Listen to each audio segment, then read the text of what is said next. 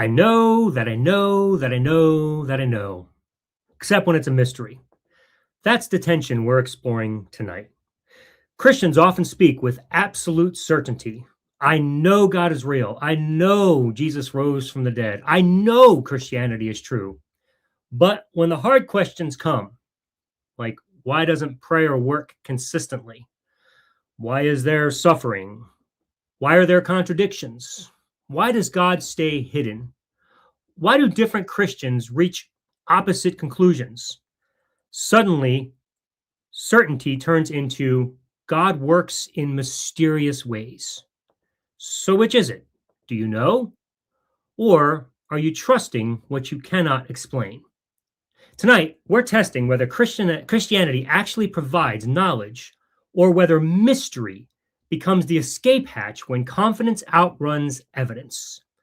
If you're a Christian and you think we're being unfair, hop in the room, defend it. How do you distinguish I know from I hope, I feel, or I trust? At what point does certainty become faith? And at what point does mystery stop being an answer? We want thoughtful Christians to join the conversation tonight, live on the Deconversionists.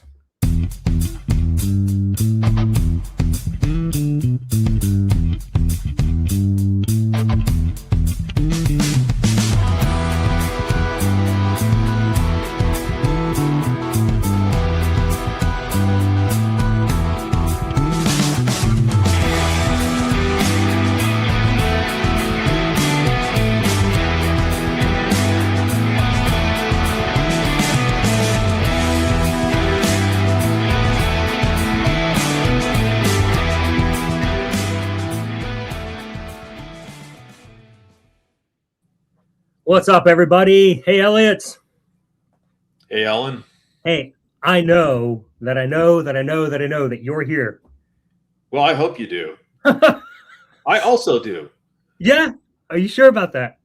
Could be a mystery. You never know. It's the only thing that I'm sure of right now. Right on. I think, therefore I am. That's my base presupposition. So it's the only thing I can be sure of. You know, some Christians might say, you think, therefore God is. What do you think about that? Well, it's their right to make stuff up. Think about that. Yes, I guess so. Elliot, have you ever heard Christians talk about mystery of things, why prayer doesn't work? Of course, yeah. The great mystery of God. Yeah. Well, we want some Christians to call in tonight. And if you're not a Christian, you can call in and share your thoughts on this as well, because we also like to hear from you if you're an atheist or whatever you call yourselves. Or if you're an ex-Christian, maybe you can remember what it's like to be a Christian and tell us how you felt about this when you were one, which is exactly what we're doing. Yes, that's right. That's right. So Christians are absolutely certain about the existence of God. And I'm in a debate right now. Actually, interesting. It's a good chance for me to go ahead and just plug that and tell everybody what's going on. I'm debating currently a friend of mine named Michael Miano. Him and I were pretty tight back when we lived in Florida together. I met him at a mall in front of Chick-fil-A because I used to be a manager at Chick-fil-A. And through conversation, he ended up coming over to full preterism, which is the view that I held when I had my church plant. And so it was an interesting process for us because it's not often you get to actually walk somebody through those steps and before your eyes see them actually convert or change their perspective. But that happened once. And so my challenge to him was, hey, let's have another discussion. Now that I'm an atheist and you're still theist, let's talk about the existence of God. And so he agreed to it. So we are having a live discussion / debate. We had our first night last week. It's on my channel, The Unraveler. So if you want to check that out, you can. But it was just an opening thoughts night where we just discussed our views, our perspectives. And this Saturday night, tomorrow night, actually, at 6 p.m. Eastern, I guess that's 5 p.m. Central, if you want to watch it. And we're going to be doing a cross-examination, some open dialogue. We're going to be doing opening statements. And then we're going to continue that on Sunday nights so we wanted to do this over a period of several nights because we wanted to make sure we had some time to digest what the other person's saying and then bring our best arguments the next day. So that's what we're going to be doing this tomorrow night and Sunday night, both at 6 p.m. Eastern. And then we'll do our closing thoughts on Tuesday nights at 6 p.m. after we've had some time again to digest everything we've talked about on Saturday and Sunday. So I would encourage you all to come and check that out. It's going to be an interesting conversation, to say the least. I'm certain about that. So anyway, so that's what's going on with that coming up. And so anyway, speaking of, I know, Mike is certain that he knows that God exists, and that's what he's going to seek to demonstrate. And we're, debating over the issue of what faith is. What does that even mean? You got to see the opening thoughts tonight. Elliot, what are your thoughts on that?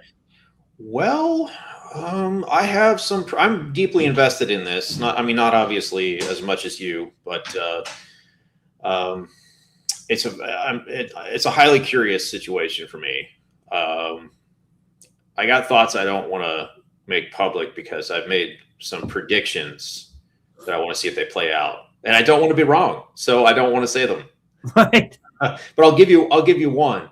I predict that you guys will not make it through all of your scheduled nights. I think he'll want to stop. That's interesting. Well, because I think that I think he's debating you, not the subject. I think there's something else going on there. I think he's more of having a meta conversation. So I'll just leave it at that. Okay. I want to see how this unfolds. Yeah. No, we'll see. Elliot, you're stalling a little bit. I don't know if it's probably not me because I have hard line now, but I think you might be okay. Just give me a sentence. Nope. Are you there? Yeah. Oh, okay. You are delayed a tad bit. Frozen up? No, not anymore. You're a tad bit behind, but it's not too painful. So okay. Hopefully it will. Nope. Now it's painful. Straighten out over time. Yeah, it's pretty painful. Shit. Yeah, you might want to go. I don't enough of these technical difficulties. That's for sure. Yeah, it might be me. You know what? You stay. You're fine. I'm fine. Okay. You're fine. Hey, somebody tell us in the chat is who's off here. Everybody okay? I don't know what's going on. I want to make sure that this show is running as smooth as we can for all the viewers. Okay. Josh, thank you. Josh says it's coming through clean on the stream. So I guess we won't worry about it. And if that changes, somebody just throw a comment in there so we know, because it's easier to just fix it quickly than to continue to have torturous verbal like a Chinese movie or whatever. So yeah, and have our own meta conversation about our technical difficulties instead of the actual subject matter we're here to discuss tonight. So our apologies. Right on. So anyway, Elliot, do you have any further thoughts on this perspective that Christians say they know for certain that God exists, and then when they don't know something for certain, all of a sudden it's a mystery? Yeah, I don't think they have much of a choice. I think they have to say that they know for certain, because if you admit that you don't know for certain, then you are essentially allowing the doubts to win without allowing the doubts to win, like without walking away from faith. A lot of Christians think that doubt is a sin, and any lack of certainty would be doubt. Like when I was a Christian, I didn't allow for even the possibility that I could be wrong.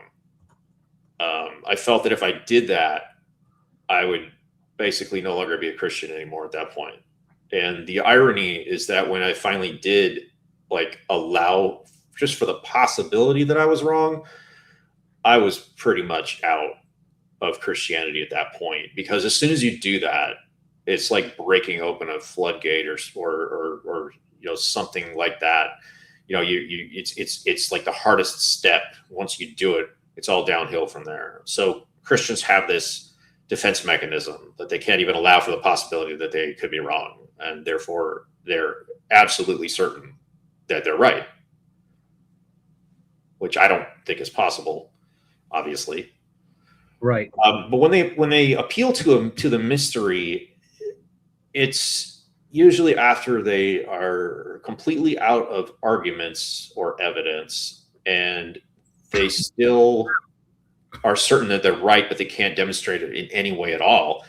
And so they're like, well, it's kind of like just taking on faith.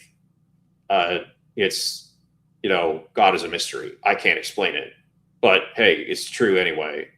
It's just above my pay grade. I believe Lutherans appeal to a mystery to reconcile the conflict between predestination and free will. They won't necessarily take one side of that argument like most other Protestants do. So they just say, well, that's the great mystery of God. Like the fact that you can have free will, but you also can't change your future. They're trying to fix a contradiction they can't fix. So they appeal to a mystery. Like I know that's something they do specifically. I'm curious, when you were a Christian, obviously you're a preterist, but being a preterist doesn't mean that, all your theology was of that particular sort. So like, how did you deal with the problem, the conflict between predestination and free will? Did you pick a side or did you appeal to a mystery? I'm going to answer that, but I think you have to go out and come back in. You are freezing. You're really delayed. Yeah, let's give it a shot. Okay. And I'll hold down the fort here. While he's resetting there, this is a good chance for me to just let everybody know the link to the open room is pinned in the chat room. I didn't have it there at the beginning. My apologies. I usually have that already and forgot to put it in, but it's in there now. It's also in the info of the of this video below. So anybody that wants to jump in and have a conversation about this, we would love to hear from you, especially if you're a Christian and would like to know would like to be able to help set us straight, like why it's okay to say that you know with certainty and then claim mystery when you don't know something. We would like to hear about that. But Elliot, you are back. Let's see if that helped. Ask me your question. Testing. No, how are we doing? Nope, you're still delayed. And you know what? It might be me, so just hang tight. Now you went out. Let me give it a shot. I'll be back.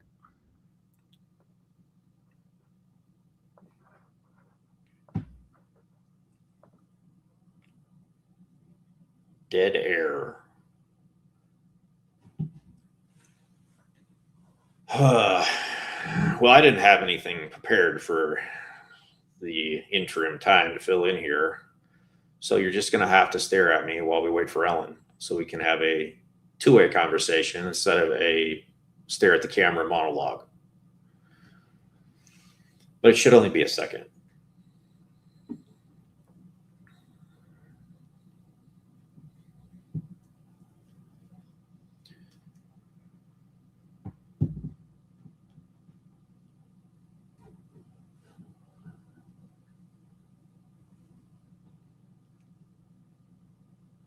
It doesn't get any more awkward than this. My apologies for the 24 people watching.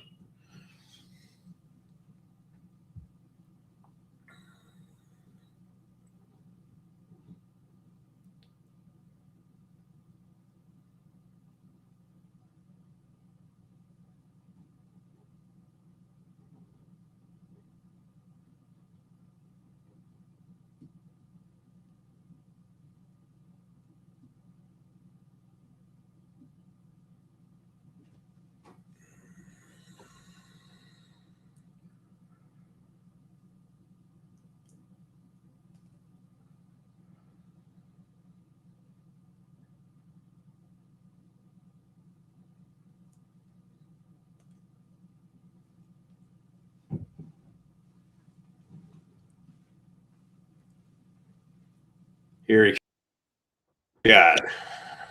Sorry about that. I hope Right. I had to restart my computer. I don't really know why that happened. I'm using a Mac, and I'm certain this never happens. It's a mystery. I can't figure it out. So okay, well, unfortunately, I had nothing to fill the gap. My mind went totally blank. So I was just I was praying to the God I don't believe in that you would pop back as soon as possible. So, oh man, it got pretty awkward. We went from 24 people watching to 15. Good job, Elliot. Hey, you could you could have mimed the whole time. That would have been very entertaining. No. Look, we got Rex Niolo in the room and waiting in the studio. But Rex, you need to turn your camera on before we bring you in, because we have had bad experiences when people got in without the camera. So we are making that mandatory for now. So if you could pop your camera on, and we will allow you to come into the room. But anyway, the link that's one of our. I was just going to say that's one of our only rules is that you do need to have a face-to-face conversation with us. It has worked pretty well for just about everybody that we've had on so far, but we do need that webcam on to kind of eliminate a few of the trolls that might come on here just to, be bad faith actors. We really don't want to tolerate that. And we found that being able to see you face to face is more of a good faith conversation. So if you can humor us on that, if you don't have a webcam, it's not going to work tonight. So we don't want to waste your time with you hanging in the backstage. So just let you know that. He made a request in the private thing. He said he's sick and in his jams and hoping to stay off cam. We can understand that, and unfortunately, we've just had bad experiences. So, but you're welcome to join us next week if you want to, if you feel better then. But we do appreciate it. We would love to have a conversation with you, but we want to have it face to face. So, Elliot, I told you it would work. The mimes, it jumped back up to 24. No, it was because you came back. Oh, I thought it was because I mimed. I thought it was that. I could have sworn that's what it was. I don't think people like that. You don't like the mimes? No, I don't think so. All right. Well, I would not use that as a strategy. No. Rex has decided to turn on the camera, so we are going to add him to stage. Welcome to the Deconversionists, Rex. Hey, Rex. How you doing How's tonight? it going? Good, man. All right. Do you prefer Rex Neolo or is Rex okay? Rex is just fine. All right. Awesome. I don't have a whole lot of time here, but I was interested in your topic, but I found out that neither of you guys are Christians, so it seemed kind of odd that you guys are trying to address the issue of how do you know about God when neither of you know about God. So I wanted to kind of hop in and try and answer whatever questions you guys have as far as that goes and have a discussion there for a few minutes. I mean, do you understand the premise of our show that we're ex-Christians and we do really care about these topics? And it's something that has deeply affected both of us. So like, it's kind of like a former cult member that would kind of devote a portion of their time to discussing the cult they left to try to maybe help people come out of it themselves. No, I stumbled across you guys on YouTube. I've been kind of in the Christian YouTube space, listening to some of that recently, and saw your topic and thought it was interesting. Well, we appreciate your bravery in popping on. Thank you for coming. And you yourself are a Christian? I am a Christian, yes. And what type of Christian are you? So I'm a Protestant. I'd say I probably fall Reformed Presbyterian-ish. Okay. That's where I landed. Well, even after a preterist, that would have been my take on the form of government in church. So yeah. So post-millennial. Okay. So you're a partial preterist, I'm assuming. Then? Yes, partial preterist. I went the full gambit. I ended up full preterist. Yeah. I more or less fall in line with like a Doug Wilson. I disagree with him on a few things, but in general, he and I are pretty lockstep. Just out of curiosity, what's keeping you from going to full preterism? So I believe like the first 19 chapters of Revelation are historical, 70 AD, and then everything after that, I believe, refers to just having read Revelation and studied it a little bit. Seems like the last half of Revelation is end times related. Okay. Well, if I was still a Christian, I would debate you on that, but that's not the point of this show. So I really don't end up caring which way you end up or not.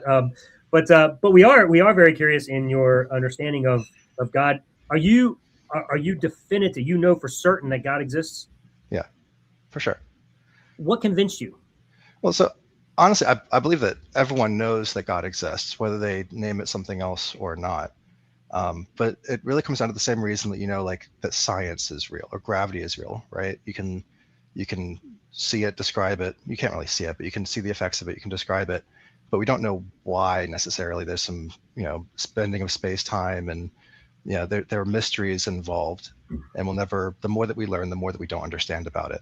And there is an aspect of that to God, where we know that he exists. We look at the order in nature around us, the fact that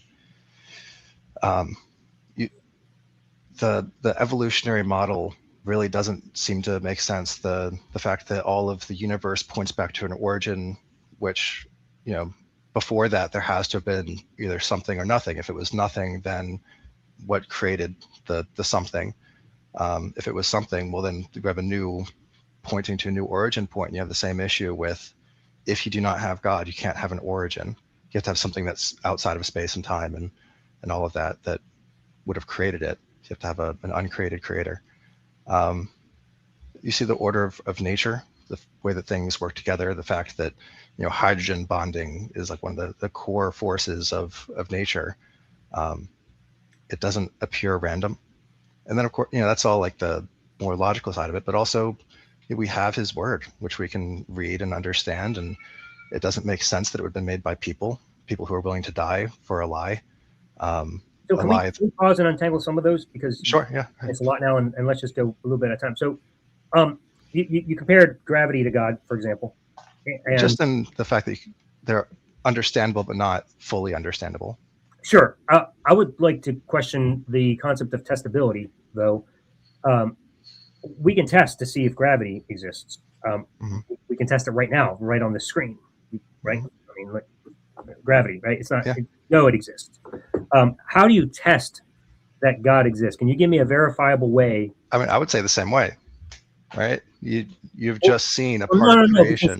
That's gravity. We both agree on that. You're now adding another layer and saying that's God. How do I test that that's God? I can test this and say it's gravity, but I can't test God. How are you testing God and saying that that's God? I mean, from the point I was making earlier, the logical standpoint, I think, is that if you have things that work together, forces in nature, and you have an origin point for that, then that has to have come from somewhere. Where is it? I mean, nobody's disagreeing with that, but to leap to God is what I'm questioning. How did you come to the conclusion that the only possibility is God? So the Christian God or God in general, an uncreated creator? Well, I know how you became convinced that the Christian God exists. That's called faith. You just made a leap from some God. I'm still curious how you determined it was even some God. So basically, it's ontological to some degree that if you have an uncreated creator, an origin for the universe, an organizer for the universe. Wait, why do you need that? I'm sorry. These are a lot because you have an origin point and order that comes out of that origin point. So either you had nothing before, which created something, which makes that nothing God, or you have something that existed when there was nothing, which created everything, which makes that. What I'm trying to ask you, though, is what makes you assume that that something has to be God? Well, it's the definition, right? Whatever created everything is God. No, but okay, why does something have to create? You're just assuming it's because everything exists. Everything that exists has an origin was created through some process or means. Everything that has an origin, sure. And the universe has an origin. Have to be created. All of science agrees that the universe has an origin. It doesn't necessarily have to be created. A creation assumes a design. Yes. Well, you're assuming a designer. Why? Because we have a period where there was nothing, or I mean, whatever that means. No time, no space, whatever. And then everything. And it's organized and it's ordered. But you're assuming there was a time like that. How do you know what it was like prior to? I mean, Einstein pointed at that. And actually, he fought himself on it. Einstein discovered that the universe started at a single point. No, there was an origin. What we know is what Einstein knows. What we will all agree on is that we can go back to Planck time and test that much and say, hey, this is the origin point of this universe. But what you don't know is anything prior to Planck time. You don't know if it was another universe or multi-universes or some other form of this universe or energy in a different state or God. The problem is you don't know. You're just guessing and saying it's God. So where did the alternate universe or the energy in a different state or whatever else come from? That has to have an origin as well or something. Let me ask you, where does God come from? He is the uncreated creator. God is. Why does he have to be the only option? Because something had to be the uncreated creator for everything else to exist. Even if I grant to you that the creation idea you keep trying to smuggle in there, even if we say it's a creation, I'm still not following why you've drawn the conclusion that that creator is God when you can't possibly know that. I think that you're also smuggling something in here where you're saying that I'm specifically arguing right now for the God of the Bible. What I'm really pointing at is the ontological definition of what God is in the broader sense. You had nothing and then you have something. Whatever bridged that barrier, whatever brought us from nothing to something could create or generate matter out of nothing. Okay, so you're numerically calling whatever existed prior to Planck. And I think I can point at who that God is, right? So first we find out if there's a God, and then I can afterwards point at who that God is. Well, only by faith.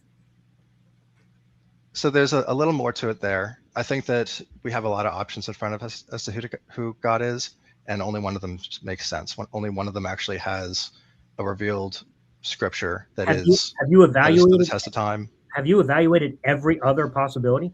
Every other? No, but I mean, Well, then how can this you is not my possibly only know that? bookshelf, and I'm covered How can in. you possibly know that God's the only one that can explain it if you haven't examined every other possibility? I've examined every other potentially reasonable possibility. Anything How do that you anyone. know? How do you know it's reasonable if you haven't examined it? I mean, so there's a tribe out in the middle of Africa somewhere that thinks that God is a turtle that the chief saw one day when he was a kid. Like, that's not a reasonable place to go searching for truth. Why But not? At least there that's rooted in the natural world that we can actually test well and there examine. there are long-lasting truth claims being made by multiple civilizations throughout the world. You can evaluate those truth claims, and whichever truth claim it is must be standing the test of time. I think that we have a pretty clear, for Christianity, I think we have a pretty clear origin story. We have a genealogy, a history, an unchanged document over the last at least 2,000 plus years that does not contradict itself in any meaningful way. And I think that any contradiction you can bring up is pretty easily answered. And I've actually read through a fair bit of that. Well, I mean, that's a pretty strong truth claim. The contradictions aren't inconsequential to the conversation. It can be absolutely a perfectly designed and written book. That would still not verify that it was a true book or that it was any path to truth. What level of evidence would you require? Well, to know that God exists? That a God exists. I don't know, because there's not been any presented. I would need to know, number one, what method we're going to use to test it. And then once we know what method we're going to use to test it, whatever it is that would produce the evidence that I would be comfortable with, or that would convince me, your God would know, I would assume, right? Well, I've got an answer to that, Ellen. I do have something that would convince me. So in the universe, we have the four forces of, I guess, energy that we've identified. We have the weak and the strong nuclear force, electromagnetism, and gravity. So what I would require as evidence is a fifth force that interacts or intercedes or interjects, like a fifth creative force that manipulates the other four. If somebody could identify that, I think that would be pretty good evidence for God. We have a closed system, what appears to be some kind of closed system, and God believers say that God is, out there outside space and time, on the outside of the universe, and He created the universe, and then He interacts with the universe, He intercedes, and that's why we call it supernatural. So if we could identify the times when He does in fact do that, I imagine that force, that God force, could be identifiable. And if somebody could somehow isolate that, I think that's a misunderstanding. I mean, I don't believe that miracles, the way that you're talking about, are really even a thing. I think that miracles did happen. I think that they have happened in the past. I believe that God tends to work within his creation, that the things He does, He accomplishes within what He's already created, not in contradiction to usually. But he does create, right? I mean, He created the universe. He created out of nothing. Creation's complete. Creation happened over the space of 6 days. Okay, well, if it's totally complete, then we don't have a method to identify it, and we're kind of stuck.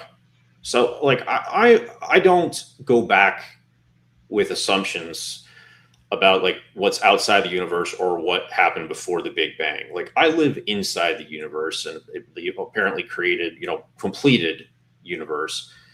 I have no way to get back there and test anything or see what's outside of this universe. All I have are, these things left behind that people claim are evidence for God. They point at the creation, but they never can produce the God Himself.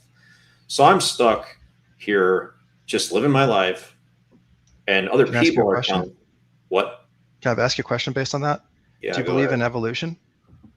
Yeah, I'm forced to accept the scientific consensus because I'm not a scientist. Okay, but we can't go back. We can't see anything evolve. We haven't seen any leaps from species to species. Oh, dude, that's absolutely not true. We can pull up YouTube videos to show evolution. I mean, you can see microevolution. Microevolution. There's a scientific distinction between micro and macroevolution. Everyone agrees. There's not a single person on this planet that doesn't believe in microevolution. Yeah, but yes. Macroevolution is very much untested. You can't test that. It's entirely untestable. It is based entirely on historical evidence, on presuppositions about what happened a long time ago. We can't go back there. We can't test it. We can't evaluate it. We make the best guess that we have, and it's shifted so many times. I mean, when I was in college, we evolved from whales, and now they're entirely, we are not related to whales in any way. That's a entire split off. Yes, and guess who figured that out? The same scientists. That's how. My point is science there continuously proves itself wrong because it makes predictions, and when those predictions come true, they say, "Oh, now we can actually verify that what would naturally happen if this were true has happened, and therefore it must be true." It hasn't. So in the period of time since evolution became a theory, they correct themselves when they find that there is insufficient evidence to continue to believe something. When has your belief ever been changed because there is insufficient evidence to believe a God exists? all right, so I think there's a fallacy there. The first one is, if my truth system is true, then that would be a false test on it. If what I believe is actually true, then that would be that test is undefeatable, right? Like, oh, I've never changed what I believe, on the core tenets of Christianity, therefore it's false.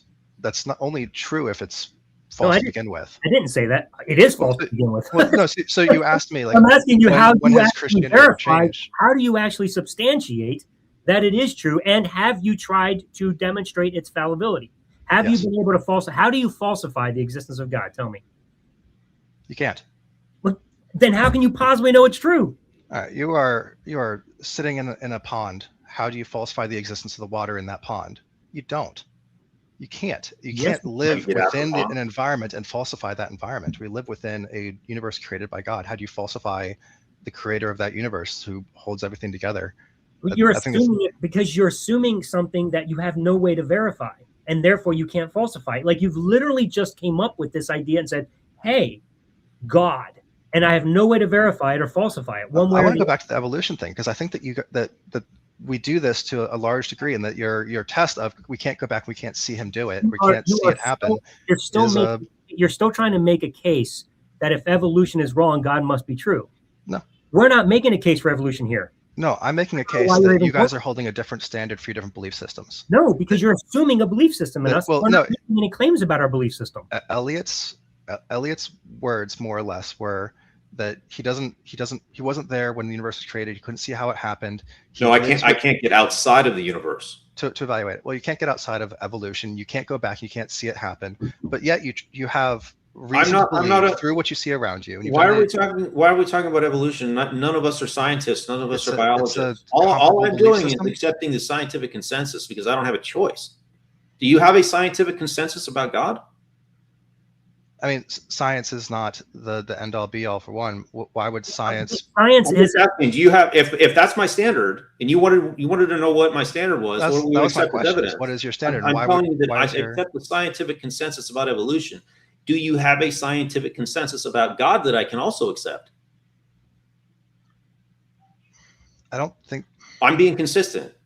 I don't think you are. So you look at the field of science and you look at the scientific consensus and you accept whatever they give you without critique or further evaluation, basically by what you said. Because I can't. And then you look not a scientist. And then you look at morality and peer review. You understand peer review? I'm not one of the peers. I can't do it. So then you look at by the same token, you look to scientists for the science, and then you look for truth about the universe and morality and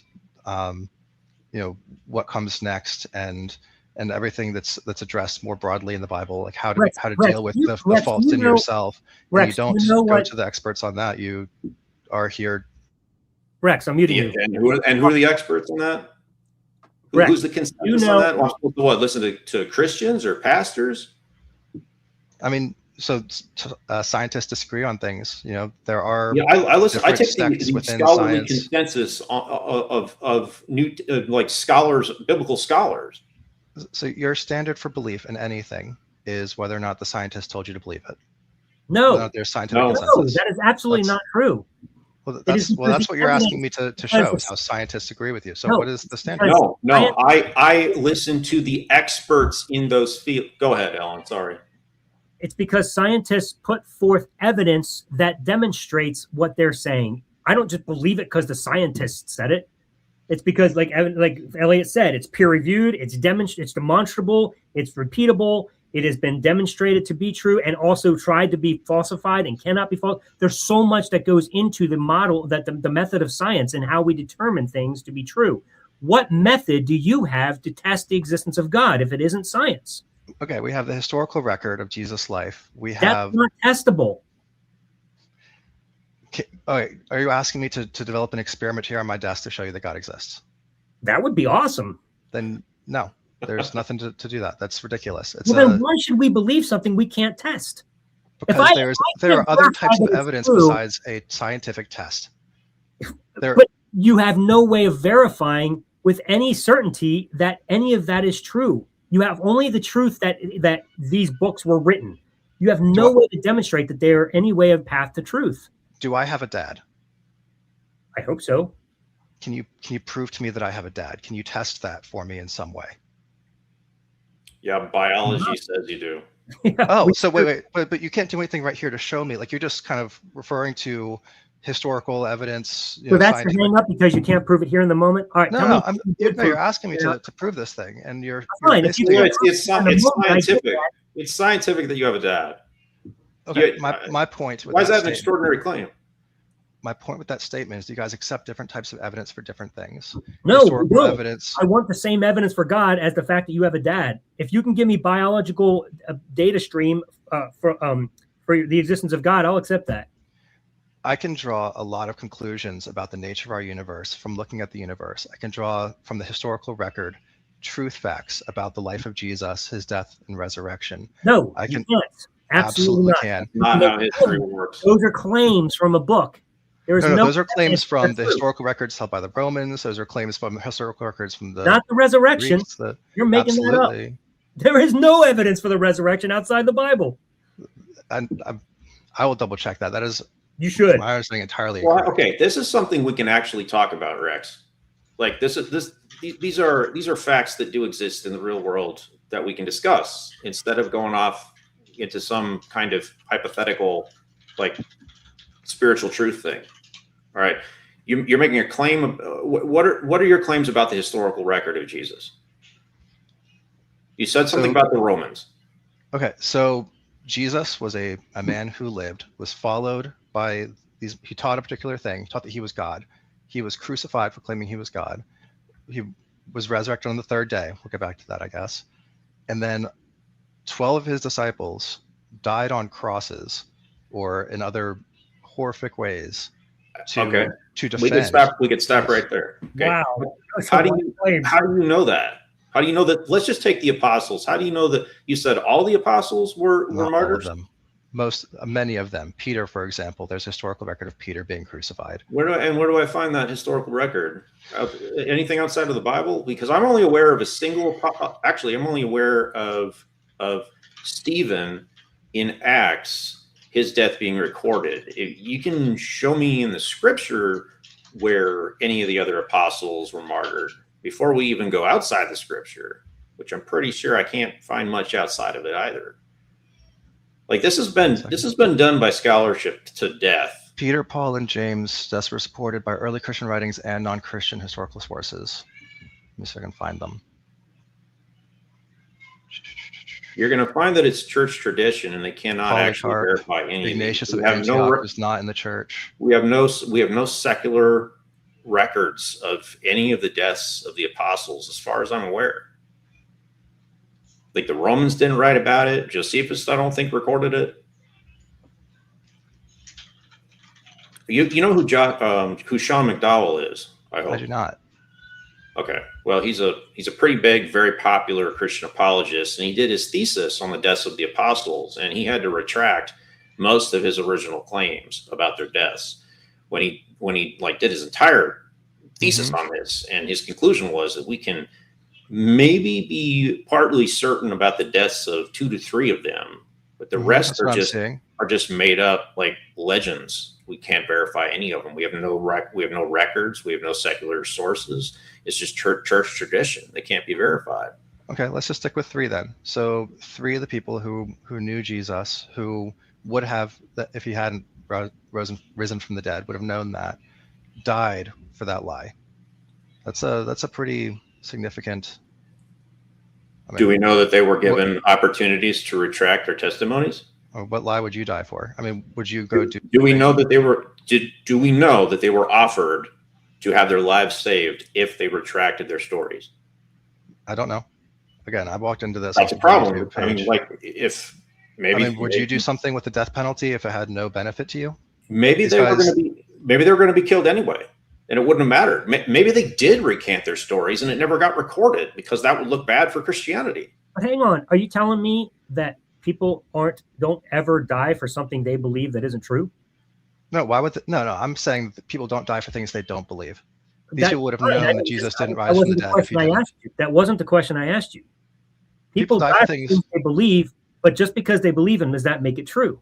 No, kamikazes in Japan. Exactly. So why would you make the case that only? I'm making the opposite case, the exact opposite. These people would have known the truth. They were with Jesus. They would have known if it was a lie, and they would not have died for a lie. According to the story. Well, Ellen, remember we did a whole podcast on this, that people actually would die for something they knew was a lie for a variety of reasons. For example, sometimes people just go too far and they get in too deep and they can't really get back out. And so they just continue on with the lie. Sometimes they do it for their legacy. Sometimes they do it for their reputation. We have a few examples in recent history. We don't even have to go back 2,000 years. We have David Koresh down in Waco, Texas. He claimed to be the second coming of Jesus. He almost for certain knew that that was a lie, and yet he allowed himself to be murdered by the government to preserve that reputation. Did he have any reason to believe that he would die for that? Did he have any? Because Rome was very against the whole. They had just killed Jesus. Okay, right? well, So they knew that it was a high risk. Koresh you're not a Mormon. We have Joseph Smith, who martyred himself for something he most certainly knew was a lie, and he died for it anyway. He didn't recant. He didn't confess to save his life. We've got Jim Jones. I don't know about his death. I know a lot about the Mormons. I don't know about how he died, actually. Not familiar with his death. So that's fine. Sure. We can skip him. We can go to Jim Jones. Jim Jones committed suicide with 900 of his followers in Ghana back in I believe it was the 70s for something. He was a cult leader. He must have known that he was full of shit. Yet he took the poison right along with the rest of them. People can die for things that they know are bullshit for different reasons. Like I think there's less evidence for your claim that these men died for what they knew was a lie than there is the evidence that I'm just saying I don't know. Been there and seen it. I'm saying that I don't know what the circumstances were. You don't know what the circumstances were. Nobody can know what the circumstances were. But it is still possible that one, they were given a chance to recant. They recanted and they were killed anyway, or they recanted, were killed anyway, and no one heard of like that legend. That part of the legend got censored, or they could have remained faithful to the end, knowing that they were full of shit and died for a reason we're not aware of. It's still or it could have been true. You're leaving off the final option. No, that's not. I'm not saying it's not an option. We're saying we can't verify it. So why would you believe it? Again, you can't verify that I have a dad. You can make assumptions about it. You can draw conclusions from scientific whatever. But dude, are you seriously going to make claiming you don't have a dad? Say again? Are you claiming you don't have a dad? No, I'm just claiming that you guys would have it's not an argument. It's an analogy. You guys, not a very good one. You guys are claiming are claiming to need extreme amounts of evidence for things, for every nitty-gritty detail. If you can't, it's the Thomas situation all over again. Unless I can put my fingers in his side, I'm not going to believe. Great. There's two main characters in the New Testament. There's Doubting Thomas, and there's Saul the persecutor. Mm-hmm. They both doubted the Jesus story, and both of them waited until they knew for sure. Yet both of them were forgiven and made it to heaven. Why can't I do the same thing? Maybe you can. I'm not saying that you. And I'll wait. I don't know the future. Maybe you can't. I don't know the future. Then I'll wait. I'll wait till I have proof, like Thomas did and like Paul did. And I hope you get it. I hope I do too. That would be great. Life is short, and we don't know when. So that's concerning that your role. Well, I would recommend that you use the same standard that you use for most of your other beliefs, and that you don't just rely on tests, but actually use logic, reasoning, evaluate the world around you, the truth of the Bible. We live by the examination of reality every single day. There's not Absolutely. a single thing that falls outside of what you just said, how you live and how we live, except God. Yeah, accept the worldview, accept the context. We What? live in a different context. You guys evaluate everything around you Yes, through you the live in a context of matrix random that you were chance. And brainwashed to believe. I don't think brainwashed, I think, is a pretty uncharitable. Well, have you always been a Christian? No. When did you become a Christian? 2015. And how old were you? I would have been 25-ish. Okay, so you didn't grow up in a Christian home? I grew up familiar, but not Christian. Okay, so you came to Christianity as an adult. Okay, then I guess I would not apply the brainwashing or indoctrination to you. Oh, I You're an exception. still would. I absolutely still would. Okay, well, yeah, obviously, Alan, you would. You still grew up in a culture in America where God was all around you, and even if you weren't raised Christian, you were raised definitely believing in God. You have this presupposition that God exists. That was ingrained in all of us. Breaking free of that is next to impossible. It's really, really hard because you can't see anything outside of that framework. It has to be a creator and it has to be God. And when you just take a pause and step back and say, there isn't a way to falsify that. I have no way to test if that's true. There actually could be other possibilities. So why have I concluded that this is the one? I think it's a ridiculous standard. I think that we live our lives constantly by things that we cannot falsify.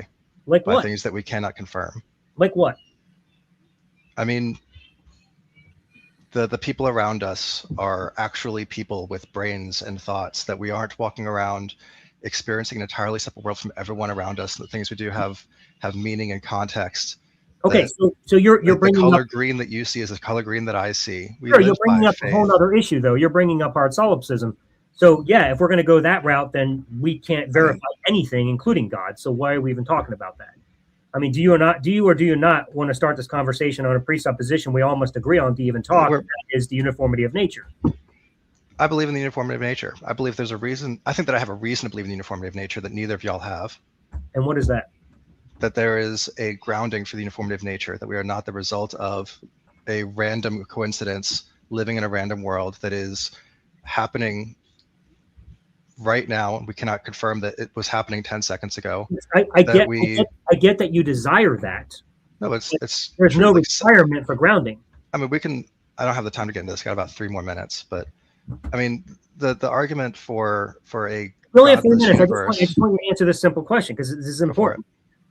Why must there be grounding, meaning, and purpose? Okay, skip purpose. Grounding, a reason to believe that what is around us is actually around us, because otherwise, you drink to be merry for tomorrow you die. Why does it have to be, is what I'm asking you? Because otherwise, you have no reason to believe that the next second will be anything like the last, that 2 + 2 will continue to equal 2 or equal 4, That's fine. I get that. You're not making a case for why it must be. You're making a case because you live like it. You want it to be.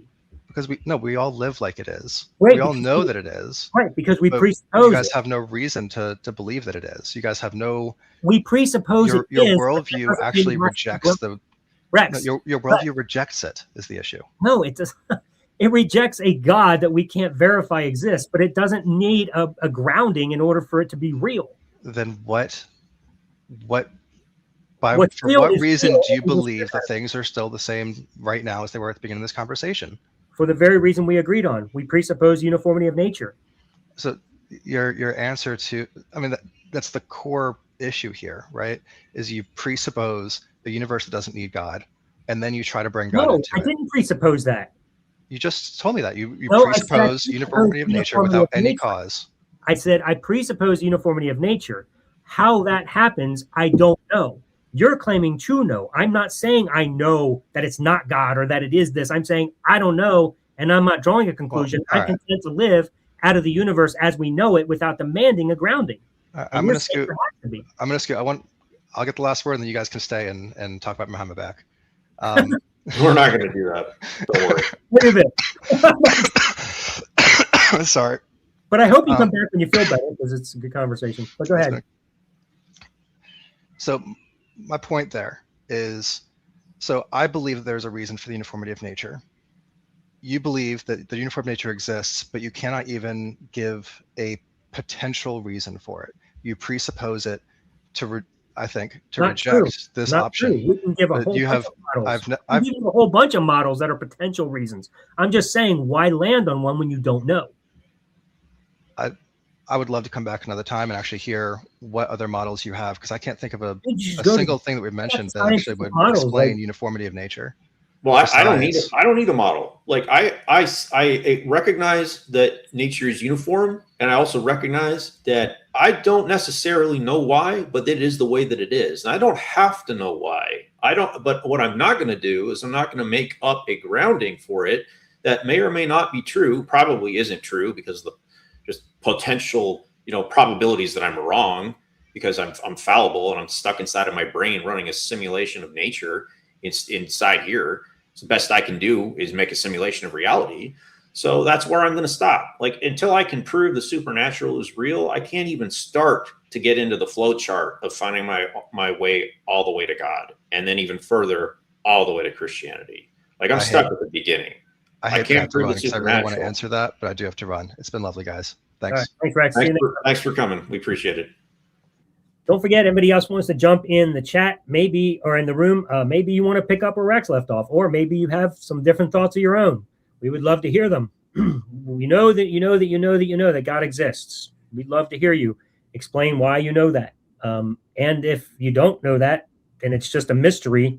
We'd like to know why you believe it then, because if it's just a mystery, then how can you know it? Well, maybe we should change the word mystery to presupposition. Maybe. It's just a presupposition. That's kind of a mystery, right? Yeah. Because you're assuming it's true. You're assuming a mystery is true, and you can't explain it. You also can't explain a presupposition. It's just true because it's true because it's true. Yes, exactly. So yes, that was an interesting call, and I appreciated Rex. He was a little bit more pleasant to talk to than most pre-subs. but so I would actually like to have him back. But just to piggyback on what we were talking about, not to pick on him, but just in general, if you're listening, everybody, all we're trying to say is that we aren't looking to make up a reason for why things are the way they are. Maybe it has a grounding, maybe it doesn't. But we have no way to test that at this point. We have no way to verify that it's some God outside of this space, time, and matter, which in a sense doesn't even make sense because nothing really exists outside of space, time, and matter. I mean, as far as we can tell, that's all there is. So whatever existed prior to Planck time, we have no idea how to define that, explain it. It could be God. Great. My problem is not with the possibility that it's God. My problem is with Christians who are declaring to know with certainty that it's God, which affects how you think and how you live and how you tell other people to live, which is the biggest problem with it. But you're making that declaration of certainty, but you can't provide any evidence or reason or way to test or falsify this God that you claim to know with certainty, which tells us you don't know with certainty. You're just making a claim based on faith. It is a leap to fill the gaps because it is uncomfortable to think there's no grounding, there's no meaning, there's no purpose, and all that. I get it. It's not fun to not have answers, but it is what it is. And until we do, let's not jump to conclusions. Yeah. Maybe we should talk about our own presuppositions for a second. Oh, that's a great idea. Because in order to have a good faith conversation, I think you have to come to the table with the same presuppositions, like sharing a reality together. And if I come with a set of presuppositions that I assume are true, because that's what they are, they're an assumption. There's something you can't necessarily prove. You just have to just accept without grounding. And you come to the table with a different set of presuppositions that you assume are true. We are going to be butting heads from the very beginning, and we won't even be able to talk about what might exist in reality because we're going to be fighting over whose presuppositions are correct. Now, this is why I don't care to talk to people who use a presuppositional argument. They come to the table assuming that God exists and assuming that God is necessary for a foundation of logic and morality and the universe itself. I don't share that presupposition. But they're assuming it's true, and I'm here to discuss whether it's true or not. And we can't have a good faith conversation when we don't share the same presuppositions. So what I want to do is when somebody comes to the conversation if we can find common ground on what we do share. So, for example, my first presupposition is I think, therefore I am. It's the only thing that I can know for sure, basically know for sure, because I experience it. Like, I am a brain. I'm trapped inside of that brain, and I can't get out of it and access the actual base reality. What I can do is I can run a simulation of that reality from using my five senses, and can create a simulation in my brain. Now, that's not, like, I assume that's not going to be 100% accurate, but that's my presupposition, probably the most important one. Now, if you come to the table with something in addition to that I don't share, I don't see how we can find common ground. So, like, Ellen, what are your presuppositions that you bring to the table? I think that, therefore I am. I have to, because I don't have any other way to determine anything. I have to start there. I presuppose that the laws of nature exist and that they work. Whatever we ended up calling them is one thing, but I do think they're existing. I presuppose that I'm not a brain in a vat, because what would be the point of even having conversation if that were the case? I presuppose that I genuinely exist in the real world. I presuppose that the people around me are real. I presuppose the uniformity of nature. I don't know if I just said that one again. So those are some of the things that I absolutely presuppose, because what other choice do I have? I don't have to have a reason for why they are. They just are. And if I don't think that they are, then the only alternative would be to be some kind of brain in a vat or something, because I would have no other explanation. So I don't have an answer for hard solipsism, but I'm not one to hold to it, because I don't see the need to presuppose that. So those would be some presuppositions.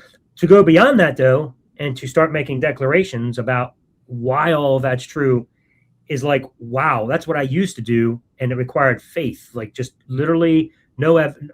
And now I define faith as a method of drawing conclusions without sufficient justification. And that's exactly what faith is, and that's what I used to do. But we got Brandon in the room. You ready to take him? Yeah, we'll take Brandon in a second. I do have a couple additional presuppositions that I wanted to talk about, but we'll discuss that. Oh, Brandon dropped off.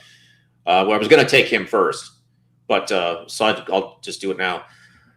I presuppose the theory of mind, and that is the idea that I recognize other minds, like across from me, that are having the same experience that I do. And I presuppose that we share a reality that exists outside of our brains. And my goal, one of my presuppositions, is to try to find truth.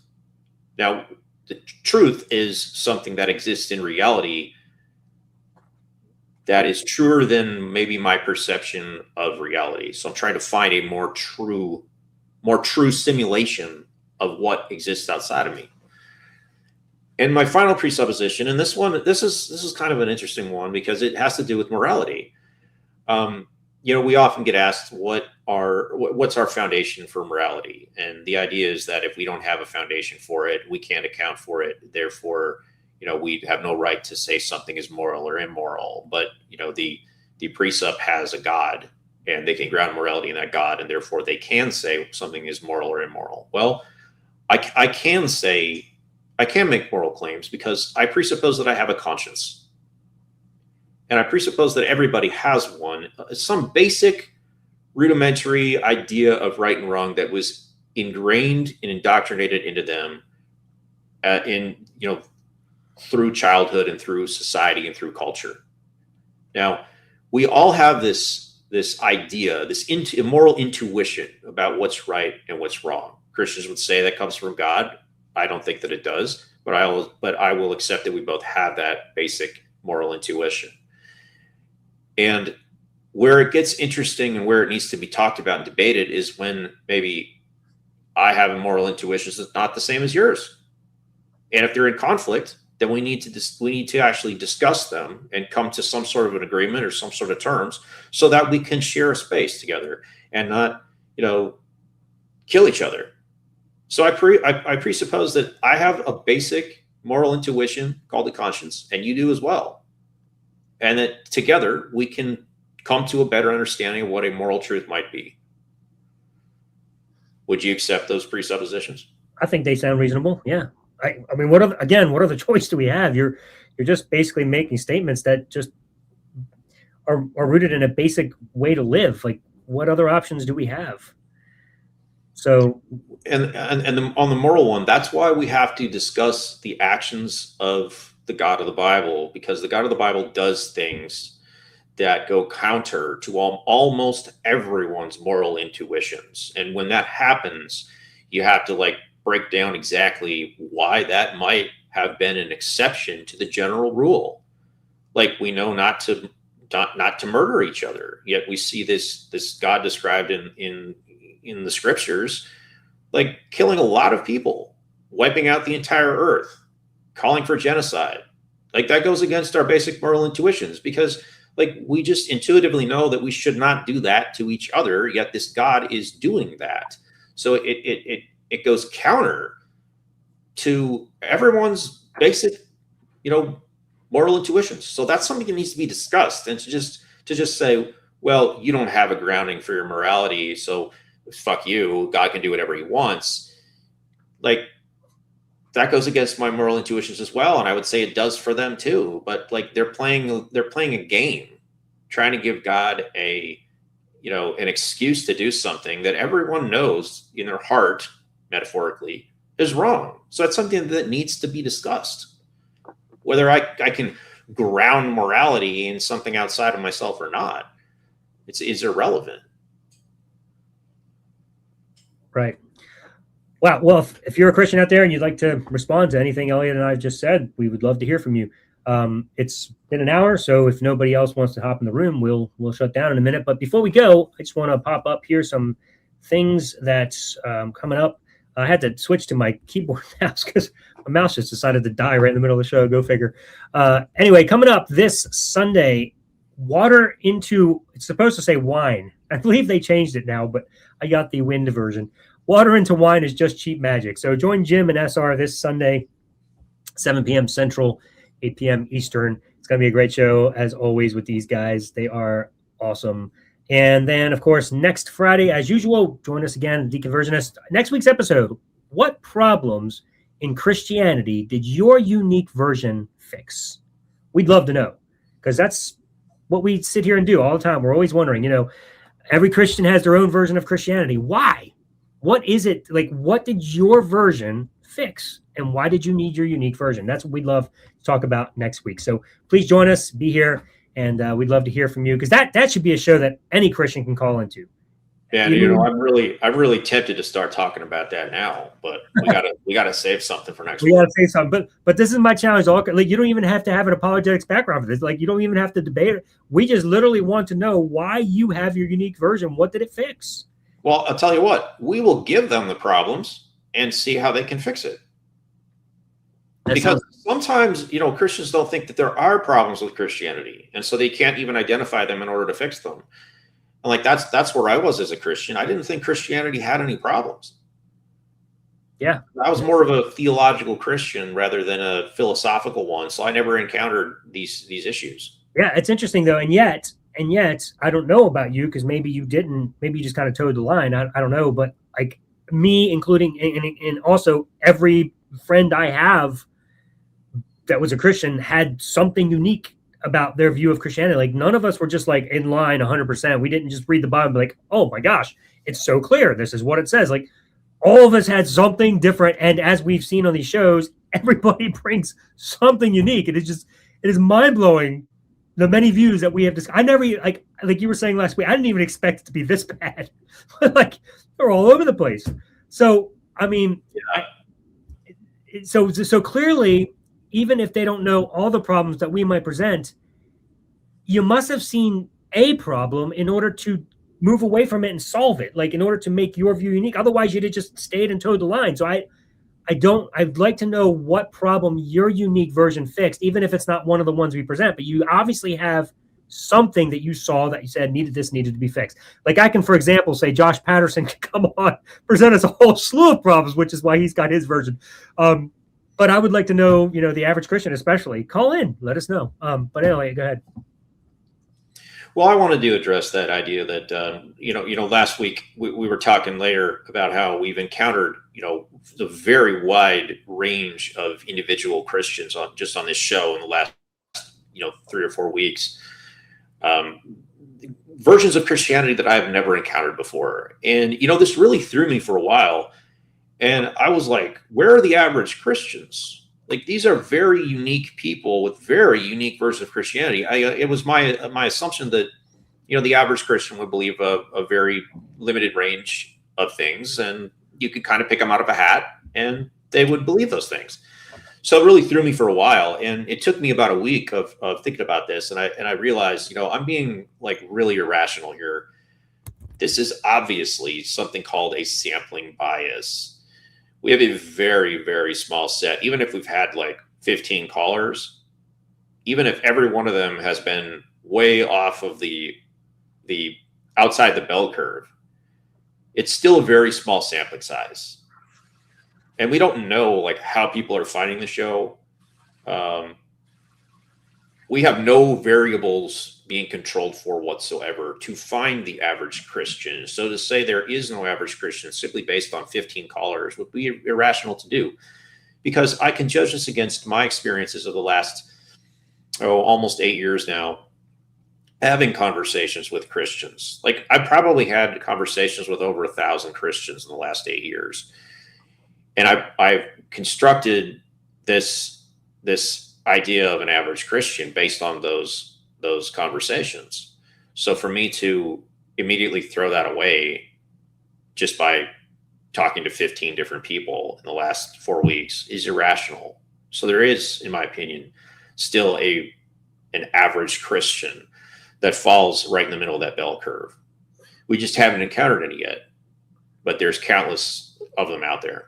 Love to see them. So, anyway, we have a guest in the back room. We're going to bring him on, Stefanos, and I believe he's been on before, right? So, yep.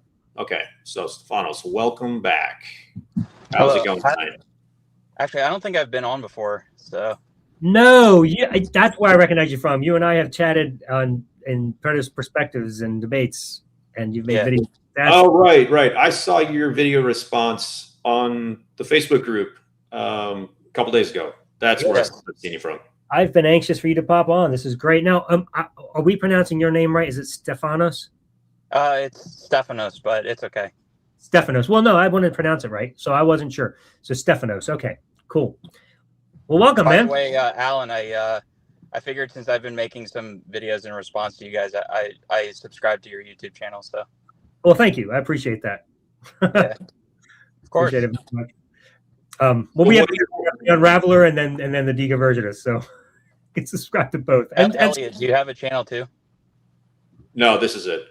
Oh, okay. I got kind of dragged into this against my will. So yeah, proof against free will, if you will, because I don't want to be here. So me too. The chemicals in my brain just like are fizzing in a way to where I just came onto your show. Nice. Maybe push the button. I'll take it. Anyway, this is more fun because we can actually have a live discussion instead of trying to find your videos. By the way, just as a suggestion, when you make a response video, whatever, tag me and Elliot, because otherwise I don't always see them. Yeah, sometimes when I do, it doesn't tag you for some reason. So it's not like I'm not trying to, but like, because I have tagged you before. Gotcha. But yeah, sometimes like I'll put your name in and then it just doesn't tag you. You know what? I've had that happen to me several times, and then I have to go back, edit it, and then add a tag again, and that time it works after you save it. So you might try that. I don't know. It's a nuisance. Okay. I don't know why it does that. It's a mistake, I think. But anyway, so what's up, man? Stefanos. Nothing much. I was just listening to the conversation. So I think maybe the difference where like maybe people are like we're talking past each other, or is like since you're talking about presuppositions, like do you as far as your presuppositions, do you presuppose naturalism? I'm forced to, because I have no evidence for the contrary.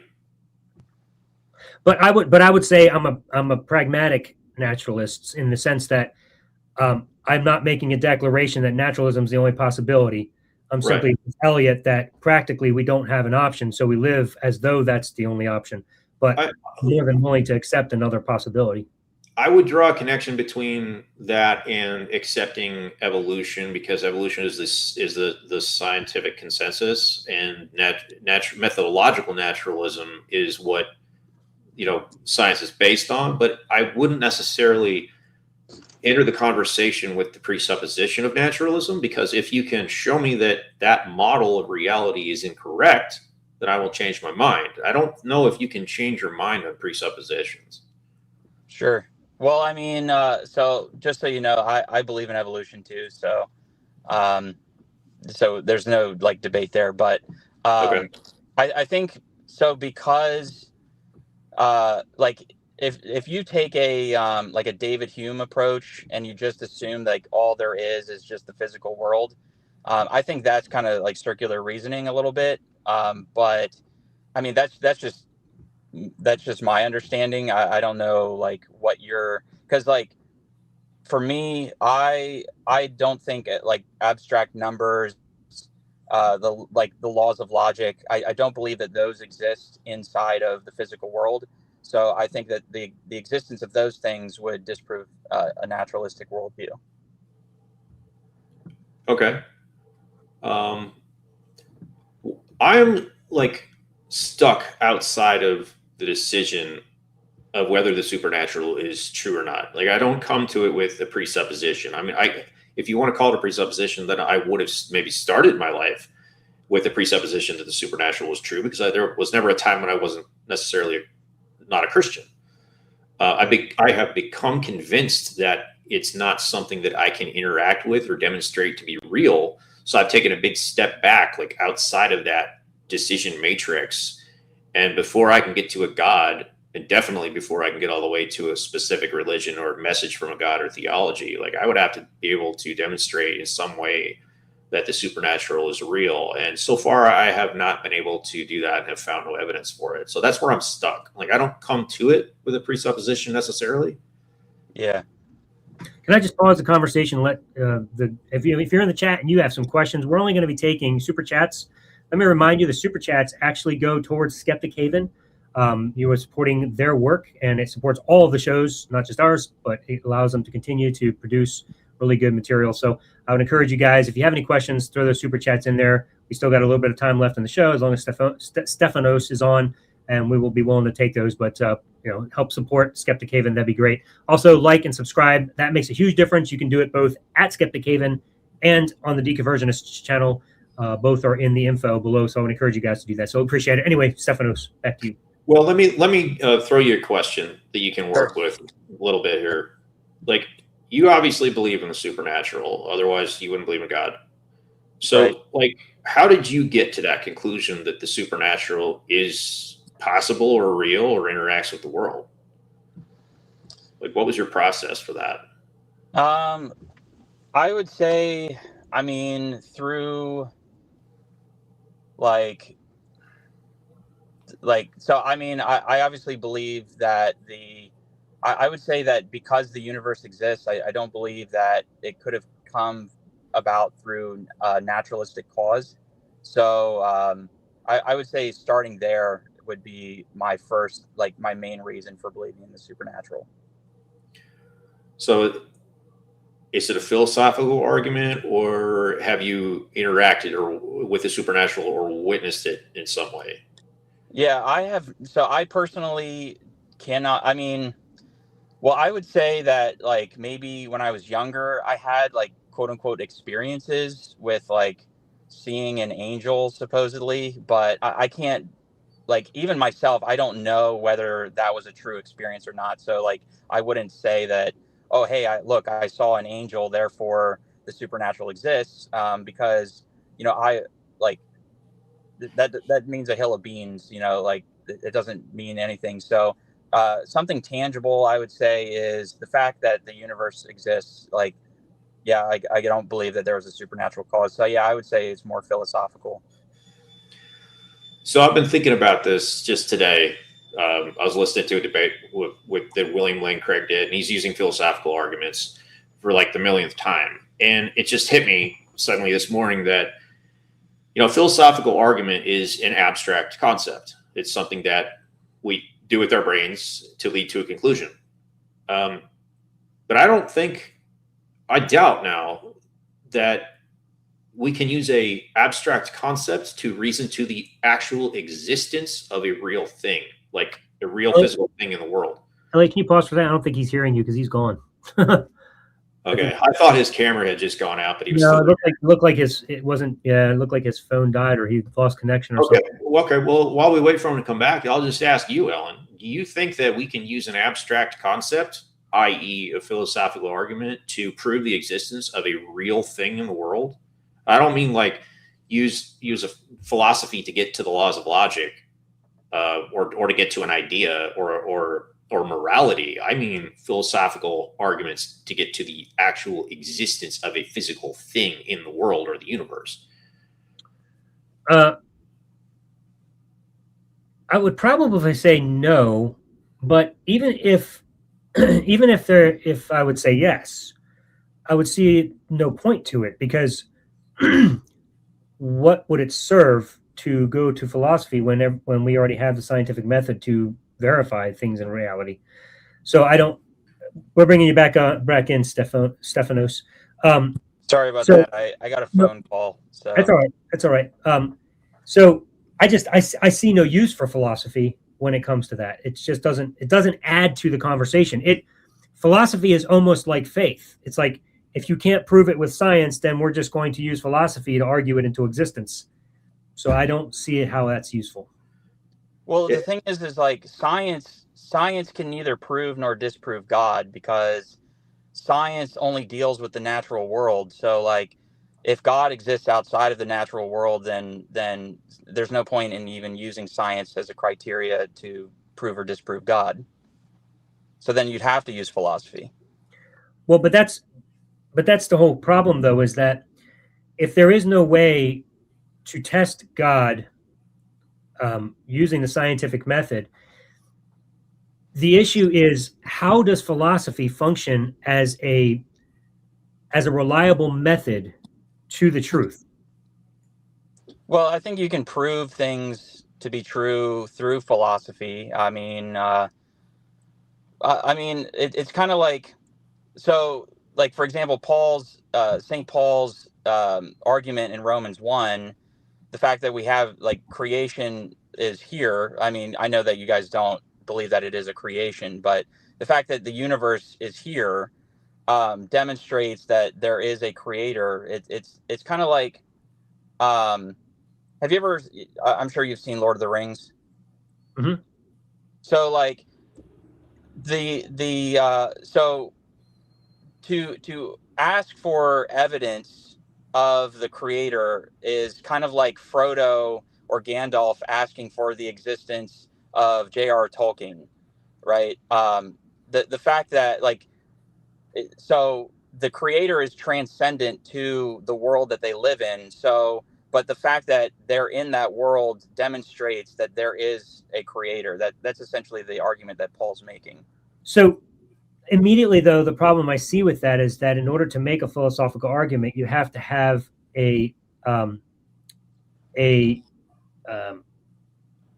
my gosh, my mind is blank. When you have okay, I'll just say a proposition because I can't think of the proper word. A proposition that is presupposed that may not necessarily be true. So you're beginning with an idea of creation that hasn't been demonstrated yet, and you can't demonstrate that this is a creation by using philosophy. You have to start with that and presuppose that, which is an unnecessary presupposition, and then use philosophy to make a case for it. But if I so I would agree that I cannot know anything really with absolute certainty, except for maybe I think, therefore I am. So, but if God is the best explanation that we have, then I don't see what the problem is in believing in God. I mean, does that prove God exists automatically? No, but I would say that it's the best explanation that we have. So, therefore, I don't see any issue with believing that this is a creation. Well, Well, my go ahead. issue with that is that if the God never shows up, you're never going to know that you're right. The philosophical arguments are going to be never verified. You're just essentially guessing and saying, hey, this solution fits the equation, so I'm going to go with it. It's kind of like the Lord of the Rings characters in your analogy, just making up their own strange version of Tolkien because Tolkien never shows up. So they just start telling each other stories about who they think might have created this. And they could be like so completely wrong. They have no idea whether they're even close to the truth or not, because, this God character never shows up. So while it might be a fitting answer to, I guess, make you feel better about it, like, you're never going to know if you're right. Well, and it gets worse too. The concern would be, what if you philosophize yourself into believing the wrong God? And what if there's another God that actually will kill you and destroy you forever if you believed in the God you chose? That's certainly a possibility, but I mean, I would say that the God that I believe in did show up in the person of Jesus Christ, but that's a whole another debate of Well, whether that's something that we can actually, that's something that happened in the real world that we can actually talk about. That gets us closer to some kind of a agreement or truth than talking about an abstract concept of a God that won't show up himself. Yeah. Well, Before we go there, like the reason you believe that is because you presuppose the God of the Bible exists. And so therefore you also presuppose that his Bible is his word. But you have no grounding to first verify that the God of the Bible is the true God or even exists. You've taken that leap that says, well, it seems to be the greatest possibility, which, first of all, that's telling me that you don't know for sure. You're just hoping that this is the right God because you're guessing. And once you've chosen that God, you're saying, oh, his Bible says that he wrote this. So I'm now going to take another leap and say, well, I'm going to live by this book. And then you don't even know if that book's really true. You think it is because you've already presupposed this God. And so now you're living out the standards from that book. Then what if they're the worst possible standards you could live by? well, I already admitted that I don't know with absolute certainty whether God exists or not. I'm just going off of what I perceive to be the best evidence there is. Now, like, what was I going to say? Just yeah. So like I've already conceded. Like, is it possible that like maybe Islam is true? Like that is less. I would say Islam is less probable than Christianity. So like that's why like I don't believe in Islam. I don't believe the Islamic God. I think that all the other religions out there are less probable than the Christian God, and so I would say that I'm putting my stake in the Christian God because he's the most probable. But Okay, I don't have. I got a question on that then. Like, would you say it's reasonable to say that Islam is less probable because it like adds something to a religion that already existed? Well, I would say I mean we could get into the theological reasons as to why it's wrong, but I mean like for example, well, the historical reason is that Islam claims that Jesus never died. I mean, Tacitus writes that, there was a man named Jesus from Nazareth who was crucified on a Roman cross. And so, like, if Islam is saying that didn't happen, well, that's a historical inaccuracy right there. So, Well, that's it could be possible that Tacitus was incorrect. He had heard a story that didn't happen, and perhaps Muhammad was correcting him. yeah. But why would I believe that though? Well, because history is all about probabilities, and we really don't know what happened. So it's Well, anybody's yeah, ballgame. but if you take that approach to history, then essentially we'll go back into the Dark Ages. Like, can we really, like, have you ever heard of last Thursdayism? Yeah. Yeah, like, how do you know that you didn't exist until or you didn't start existing until last Thursday, and you've just been downloaded all these memories into your head? Well, you got two competing, if you want to call them historians. I mean, I don't think either one called themselves historians, but you've got Muhammad, who wrote a historical document, and then you have Tacitus, which wrote a historical document. They're both saying different things. So if you want to get closer to the truth, you're going to have to make a decision between who's more reliable. So like, what's your reason for saying Tacitus is more reliable than Muhammad? If they're both historical characters writing what they claim is history, because I can go back even further than that. I mean, we can do this all day with history. Like, do I believe the miracles that Herodotus recorded? Herodotus was a historian. He was the first actual historian in the world. Wrote a lot about the Greek Empire. But he also has miracle stories in there, and I don't know a single Christian who believes that. Yet it's portrayed as history. So like, how do we pick and choose like what we believe and what we don't about history? I mean, why is Muhammad automatically wrong, but Tacitus is automatically right? Well, first of all, what historical document did Muhammad write? He wrote the Quran. I didn't know that was a historical document. I thought that was more of a theological document. Do you think the Bible is a historical document? I don't think it was designed to be history, but I think that it does record history. Yes. And I take the same position on the Quran. It wasn't designed to be history, but it contains history. Okay. So if you're going to give credit to the Bible believe things that it says about history, then I don't see why somebody wouldn't believe things that Muhammad said about history. Well, Muhammad also said things that are he had a incorrect Christology, right? We have like writings of the church fathers who have recorded what Christians have historically believed about Christ, and most likely it's most likely the case that Muhammad got his Christology from the Arian heretics, and so yeah, like I don't. I reject Islam based on like that. That's another historical aspect that you could reject Islam, is that it has a different Christology than what Christians have. You can say that you're rejecting all of Muhammad's writings based on a theological disagreement. Well, I can say, well, the Bible gets some things about history wrong, so I have reason to reject all of it. Well, sometimes, people get things right, people get things wrong. Like maybe Muhammad was wrong about some details, maybe he was right about some others, just like the Bible. The writers of the Bible were very wrong about some things and possibly correct about others. But does it make sense to throw it all out? Like the whole Bible? No. Or you like so. Well, if you're throwing out the whole Quran.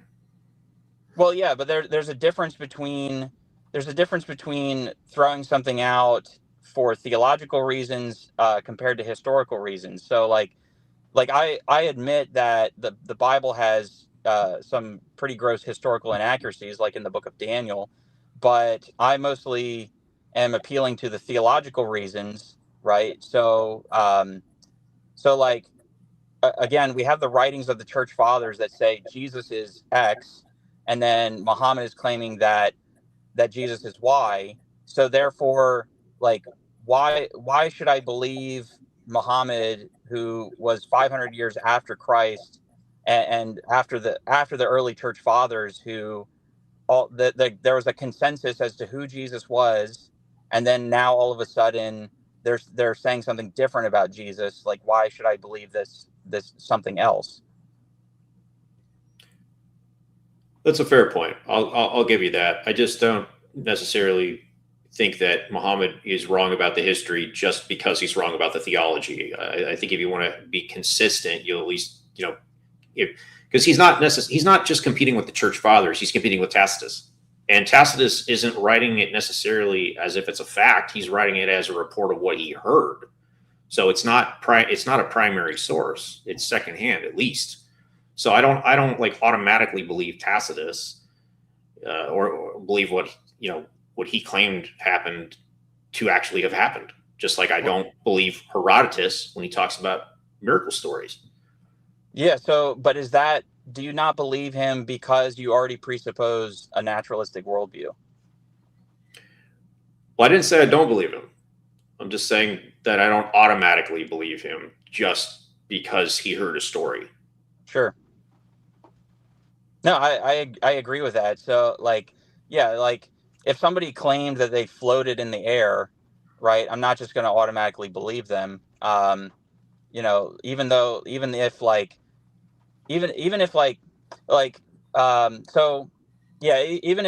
10 people claim that they saw somebody float in the air, like that doesn't mean that I'm automatically going to believe that it actually happened, but I'm not going to rule it out as a possibility. Where like if you take David Hume's approach, where he would rule it out automatically because because floating denies the laws of nature, but yet that's circular reasoning. He's already presupposing what he's assuming what he's yet to prove is that naturalism, that all there is the natural world. So like, yeah, when it comes to testimonies about miracles in nature or like from history, like if you automatically rule it out, that like if you automatically rule out those miracle stories because you already presuppose.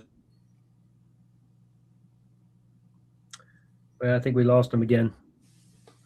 Probably another call coming through. We'll give him a second. We got Nate waiting in the room, but I want to make sure that Stephanos has a chance to come back in and finish this conversation. Yeah, because I do want to ask him, like, what's his basis for rejecting Herodotus's reported miracles if he doesn't have if he doesn't have a bias against the supernatural. No, he hasn't come back yet. Okay. I mean, you have to have if you're going to assume the supernatural is real and somebody gives you an account of it, you kind of have to come up with a good reason not to believe it. He faked us out. He keeps trying to come back. All right, well, let's take Nate because it's getting late, and I want to make sure he has a chance, and then Stephanos hopefully can call back another time. So, Stephanos, kick you out. Bring in Nate. Hey, Nate, welcome to the Deconversionists. How you doing tonight? Hey, guys, I'm doing great. Can you hear me okay? Yep. Yeah, you're good.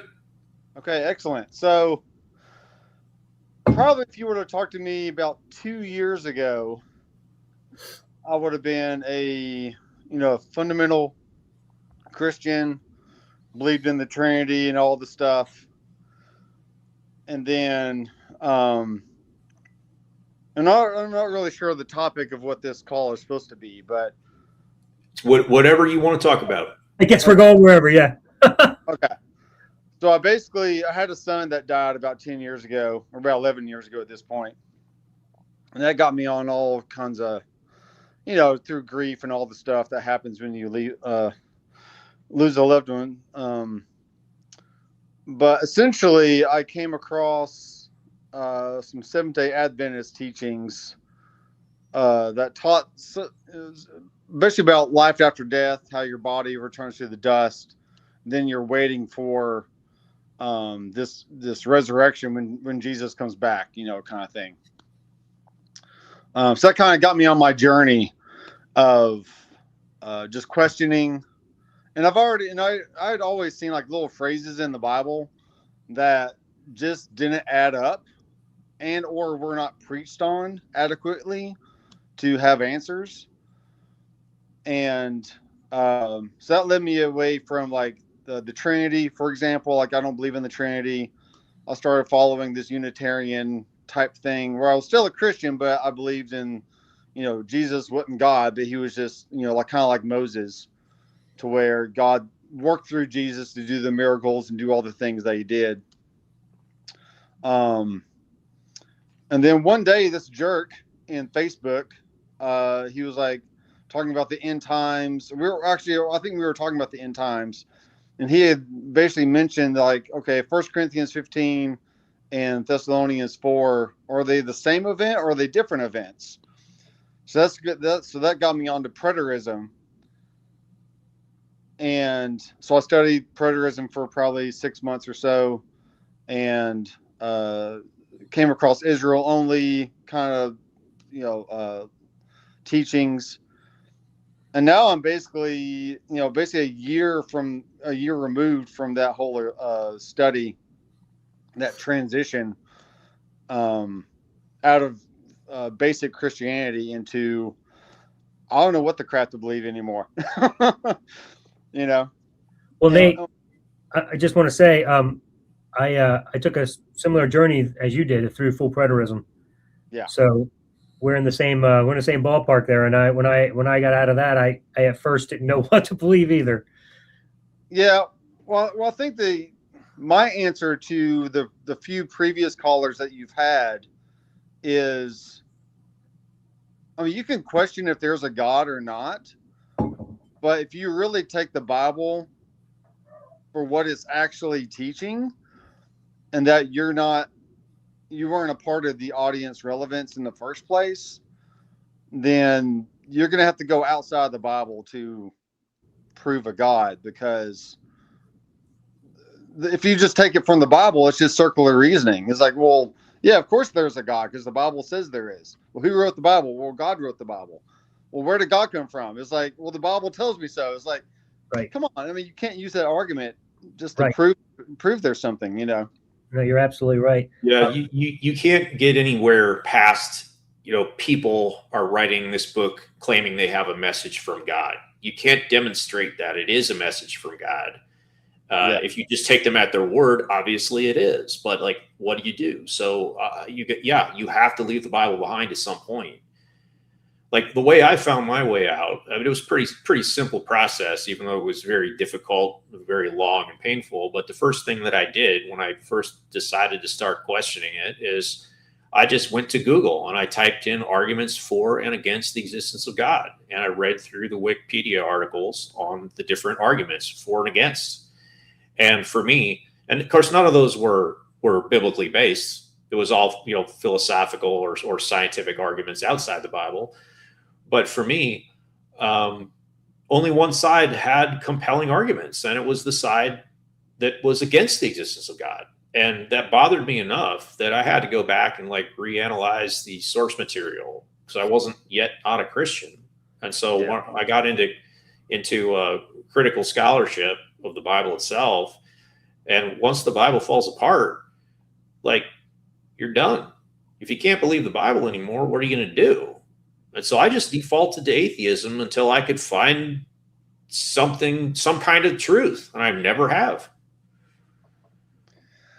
Yeah, I mean, and part of me, because I was a Christian for 45 years, and I'm sure, anyone who's been a Christian for longer than a year, I mean, you just can't give it up right away. It's very hard, especially since I'm in a family. I have a wife and kids that still very much loves to go to church. My parents still go to church and tithe heavily to the church. And even my brother he's been an atheist for decades at this point, or at least 2 decades. So they've already lost one son to atheism. They don't want to lose another one, So a part of me feels like this it's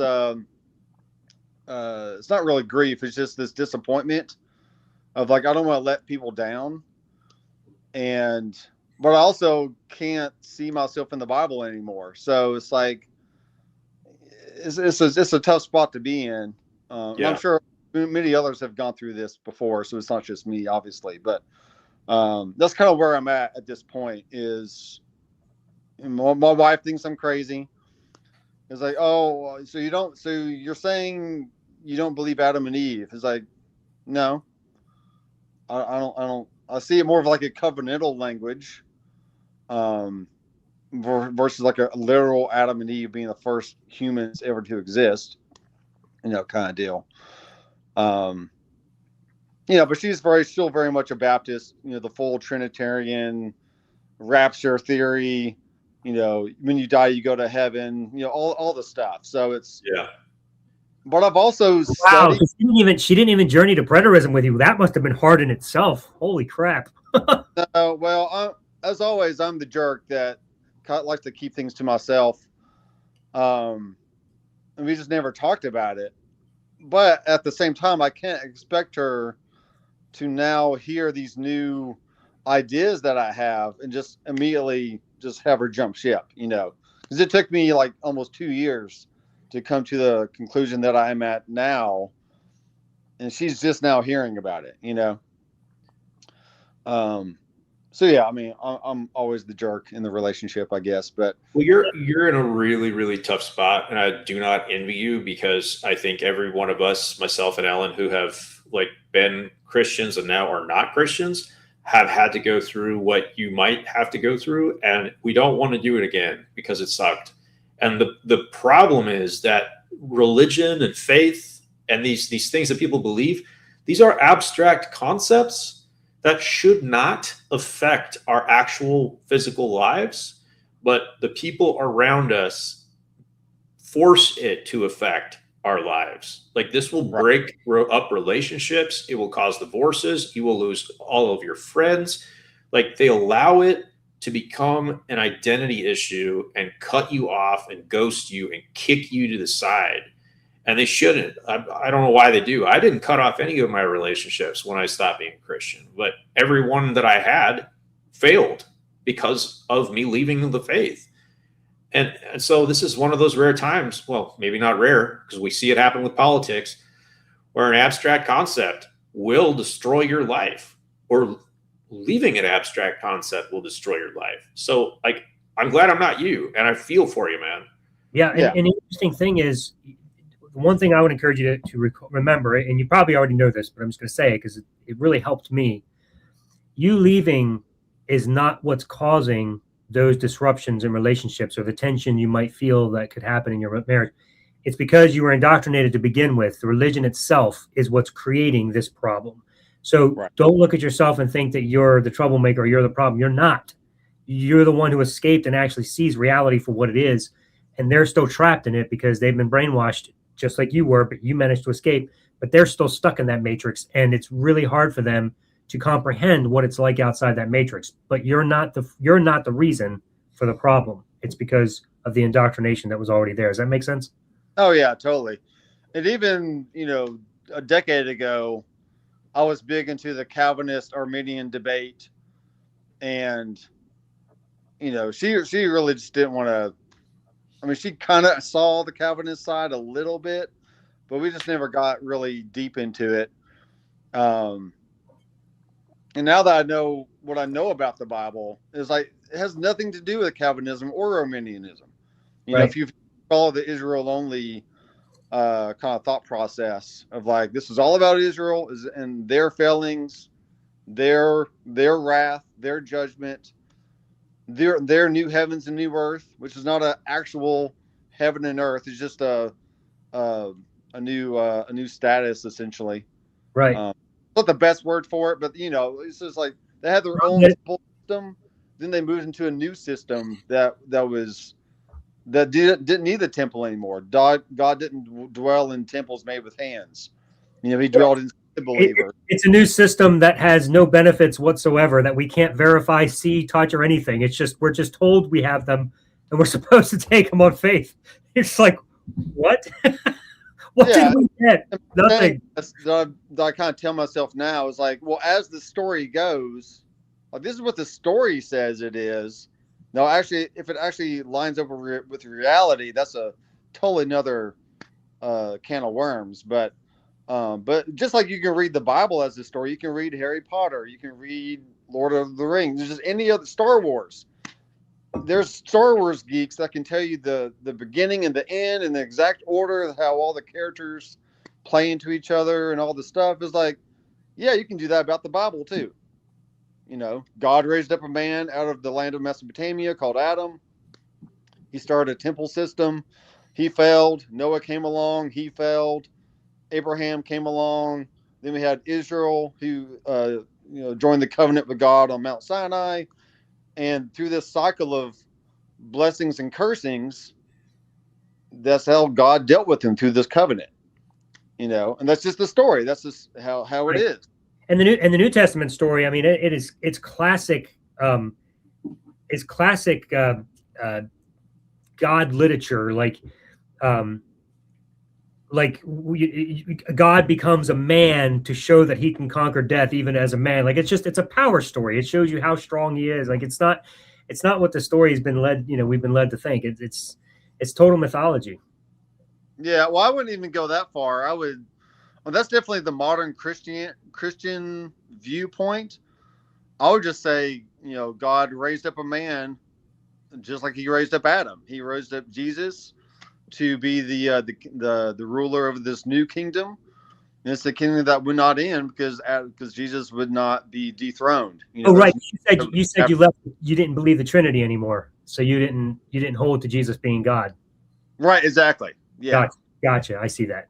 Right. Makes sense. So I don't see the Trinity at all in the Bible, because there's no Trinity even in Genesis. Let us make man in our own image, and well, that could just be a council of gods, or it could That's be, what I held. That's what I held. Psalm 82, the council of the gods. Yeah. that could be interpreted in many different ways. I mean, I know the Bible. I mean, what's funny is most atheists know their Bible way better than any Christian does. And you kind of have to defeat the arguments and really know what you're talking about. Otherwise, you're going to talk to a Mormon or a Jehovah's Witness, and you're just talking past each other, because there's no ground or foundation for really anything that you're saying. As far as the Bible goes, anyway. But yeah, Alan, I discovered your channel along with Jen Fishburne and many other atheist channels. They've been really insightful. I enjoy listening to them just to get a different perspective on life and see where other people come from. When I was raised as, looking at the atheist going, oh, he's just a fool because he don't know God, And now I'm seeing is like, I was the fool for believing the Bible for so long. So funny how that table has turned over the years. Yeah. Yeah, we wouldn't have to be fools if God would just show up. If he can show up to like almost every character in the Bible, then I mean, why can't he show up to all of us? Yeah, you do realize that it's so odd, and I think Stephanos was making this, or maybe it was the guy before him. I can't remember, but I think it was the guy before him. His name's evading me right this minute. It seems a lot of words are evading me tonight.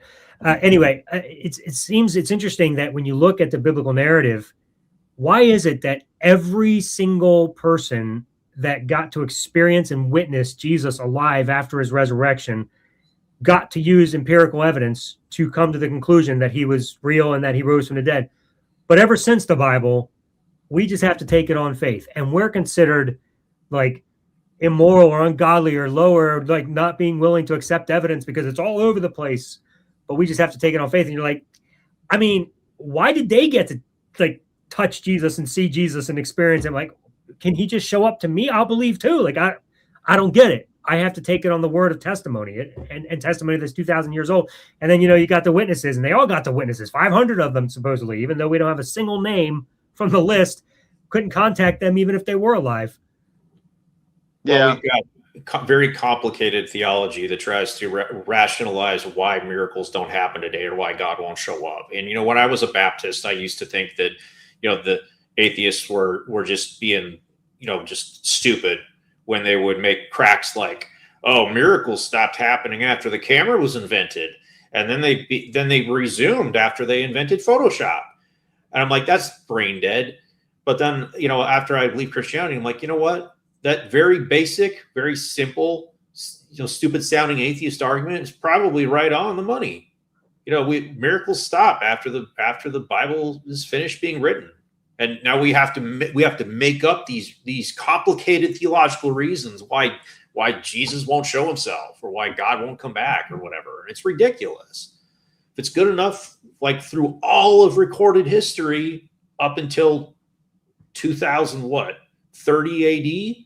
And then all of a sudden, it's not good anymore. Like, yeah, grow up. Yeah, I think the nail in the coffin for me was finding out what Gentile means in the New Testament. And if you look at Deuteronomy, Moses says that they'll be scattered to the nations.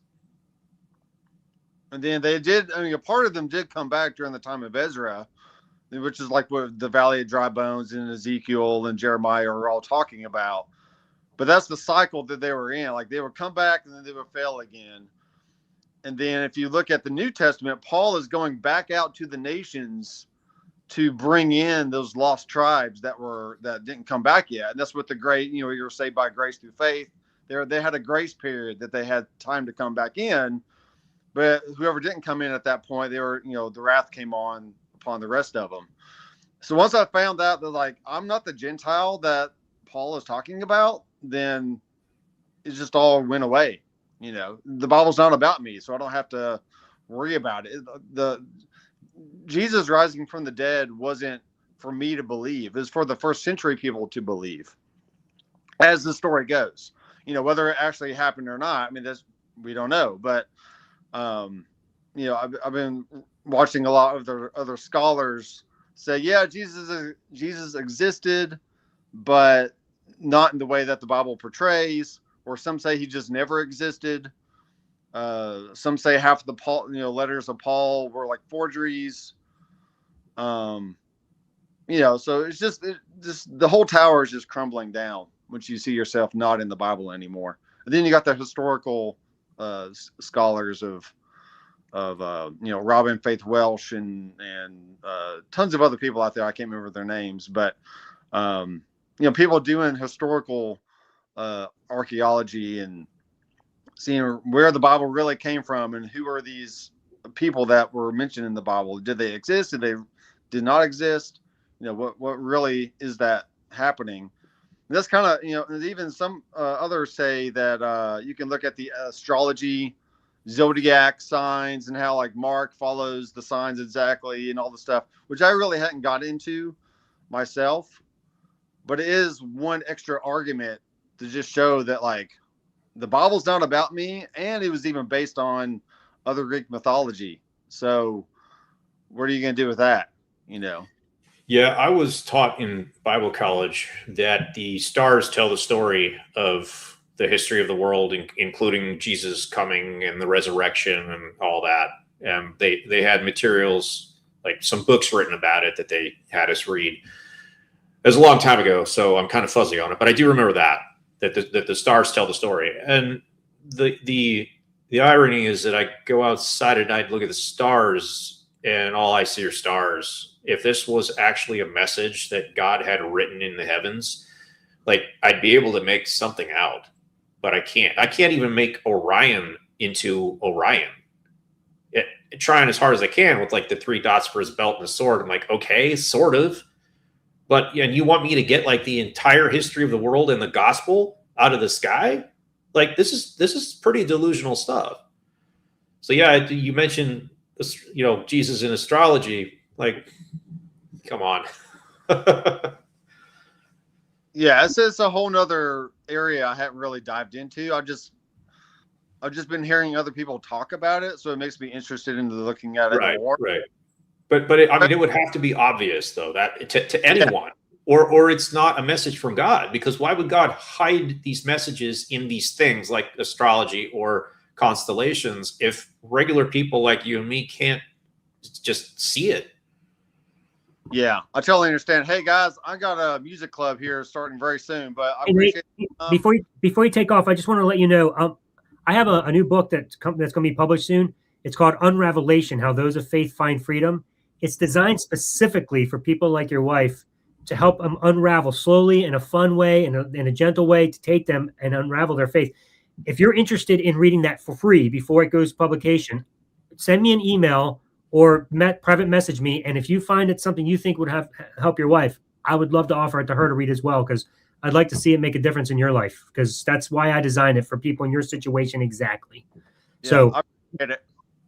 My email is alan@unravelation.com. I'm popping it in the chat right now so you can get it. And like I said, if you want it, email me or message me. If you don't, that's fine as well. But it is a free offer to you currently. So go ahead and I forgot to put .com, but just remember the .com. I'll figure it out. All right, Nate. Thanks, guys. Thank you for joining us tonight. I appreciate it. See ya. Have a good one, buddy. All right.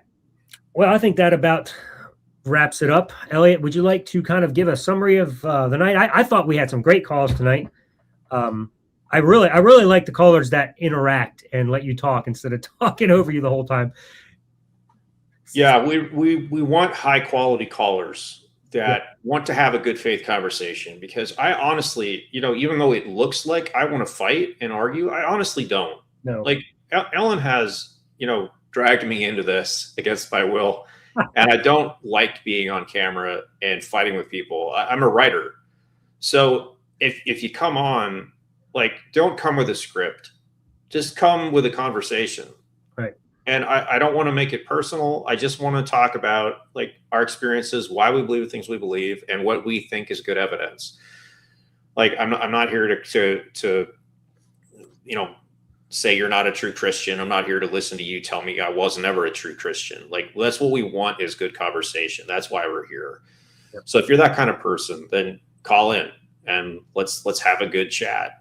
I would say Stephanos is the perfect example of a good theist caller, or whatever you call it, open room guest, because he said, he listened, he dialogued back, like it was conversation. It wasn't just talking the whole time or trying to make a point. I like that. That was wonderful. Yeah, and he and I had just had an exchange on Facebook this morning and last night about kind of about free will, or about being able to change the future if God already knows it.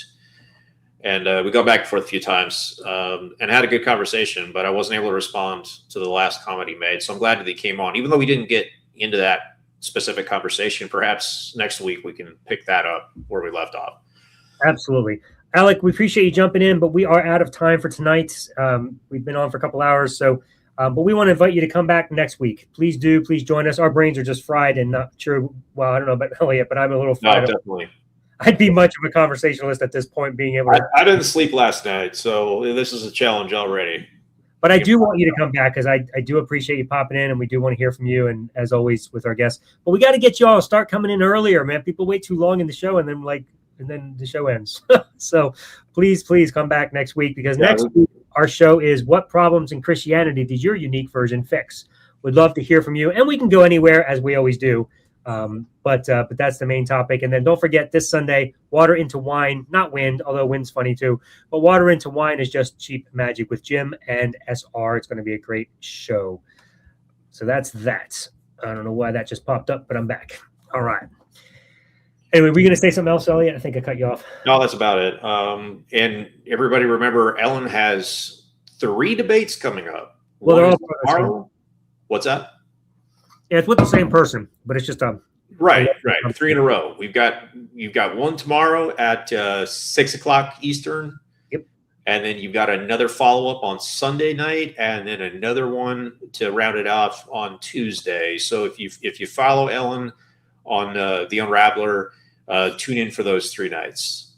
He's going to be attempting to debate a Christian on good evidence for God. Yes, and I'll be there moderating, so I have to suffer through every minute of it. Well, fortunately, Mike and I have the ability to just converse. Elliot will be mostly just moderating the time and the Q&A. Mike and I will be handling the conversation just fine, I think. Anyway, we seem to be we'll see. Good conversationalists, I hope. Anyway, if you want to check out my channel and be a part of that, in the info, just click on the Unraveler AB for my YouTube channel, AB for Alan Bond, the Unraveler AB. Make sure you subscribe, and that way you don't miss the debate or any of them, because I have another one coming up with Rick Welch. We're going to do a continuation that we started a year ago.